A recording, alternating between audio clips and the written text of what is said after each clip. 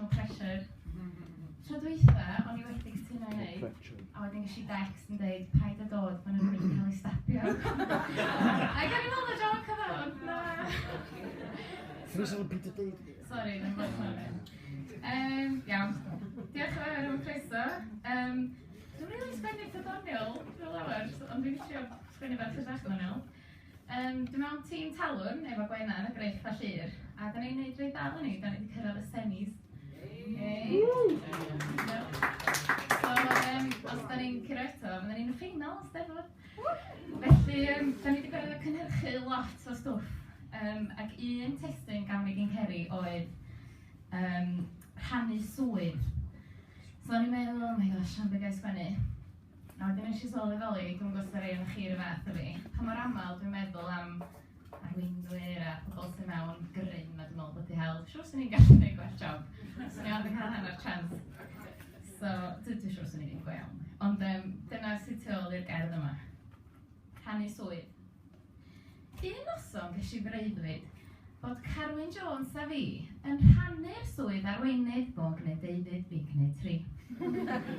Wel, ar fy mora cyntaf, fi eis i chwilio am frwd am Mr Leighton Andrews. Rwy'n iawn gael gair efo'r cwd. Leighton, meddwl wrtho, just sbïa ar y map.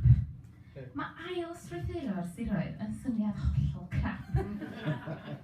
Dychmyga logistics, dychmyga cwarfod staff. Just tria feddwl eto am gynllun sy'n ddifaff. A wedi sortio Andrews, eis allan trwy drws cefn i chwilio am Mag Drigford un arall sy'n angen trefn. Mi ffindi Sion Gwledda ar donuts crispy crem. Ei geg yn llawn o hufen a dim llawer yn ei ben. Mag bach meddwl wrtho, mae rhaid ti fynd i'r gym. Di gweinidog iechyd bolio gwir yn dda i ddim. Ar fy nhredydd diwrnod roedd cynlluniau mawr ar droed, ond i am anfon Rosemary i helpu pobl groeg. Ond yna, ar y amrantiad, daeth Carwyn mewn ar frys i wall o'n sticio i fyny a'i siwt o'n llawn o chwys. Heliodd fi o'r Senedd, baniodd fi o'r lle. Dwi'n cymryd nad i'r rhannu swydd yn siwtio Carwyn J.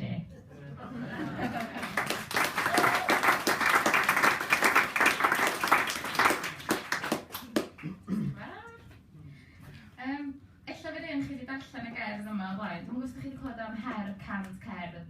Syniad gwych/gwallgo gen Llenyddiaeth Cymru, lle maen nhw'n gofyn i 4 bar sgwennu 100 gerddi mewn 24 awr. A dwi'n gwybod pan ti'n meddwl peth, mae'n hollol doable, a wedyn cytuno, a wedyn mae'r diwrnod yn cyrraedd, na lot o'n chi wedi cytuno i wneud o, dwi'n gwybod, am yr profiad mwy ofnadwy efo'r chi erioed. Ond ta waith, da chi'n sgwennu chydig diddorol ag annisgwyl wrth wneud o. So enw'r gerdd yma ydi Lidl, a nes i sgwennu hon i dad. Dwi'n gwybod os ti'n Lidl fel y siop. Dwi'n gwybod os ti'n rhoi... Mae'n y siop eraill lle gael. Nes i weld poster yn y blaen yn dweud Lidl Schmiddle, a wedyn llun cwrw Lidl a llun fatha Carlsberg. Cystal a dweud, peidiwch mynd i Lidl Schmiddle, erchill.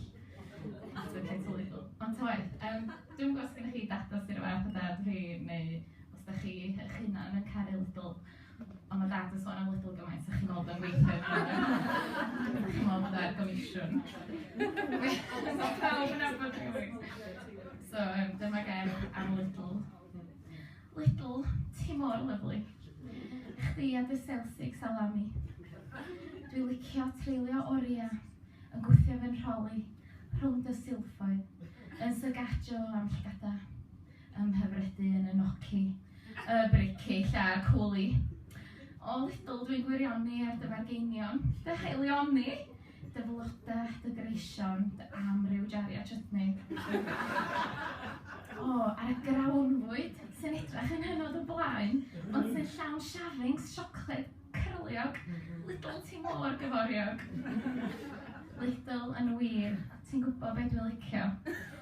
Y champagne rhad sy'n blasu ddryd, Lidl hoff ti werth y byd. Ond mae yna un peth sydd wedi bod yn ymhoeni, yn wylltio braidd, yn wir yn siomi, Yn y môr o gawsia, rhesi a rhesi, lle o lle mae'r hyfryd halloumi. Ac i wneud pethau'n waith, dwi wedi clywed si Ceilwan, si Cas, si sy'n ynghorddi, yn halan ar y briw. Lidl, dwi'n ofni bod y si yn wir, felly rhaid i mi holi. Lidl, please, bydd yn onest, paid oedi. Oes na lwyth o halloumi yn Aldi?